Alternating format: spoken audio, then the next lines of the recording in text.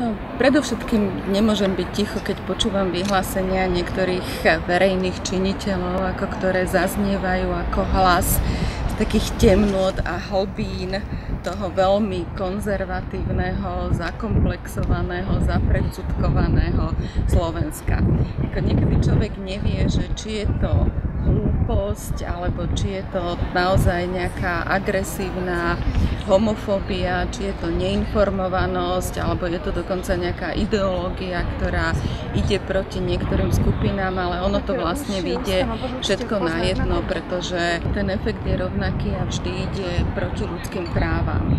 Práve to druhé, také nakopnutie, ako prečo sa chcem k tejto téme vyjadriť, je ten ľudskoprávny rozmer a ten rozmer nediskriminácie. Ako mnohí tvrdia, že ľudské práva sú nedeliteľné, že sú pre všetkých, ale majú potom také isté také red lines, akože tie ľudské práva sú vlastne pre tých, ako sme my, a netýkajú sa tých iných,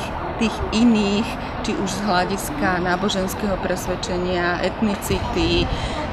pohlavia, ale aj sexuálnej orientácie. A toto sú práve takí, by som ich nazvala, arbitri normálnosti, ktorí sú veľmi nebezpeční a vidím to ako taký veľmi znepokojivý moment v našej spoločnosti. Tretí moment je asi v tom, že naozaj hovoríme o tom, že je tu rovnosť, uznávame nediskrimináciu, ale veľmi často je to len na papieri a v praxi ju mnohé skupiny nezažívajú a myslím si, že taká citlivosť, také citlivenie aj tých ľudí, ktorých sa to nemusí bezprostredne týkať, je veľmi dôležité, pretože v tomto to cítim tak, že sme všetci na jednej lodi.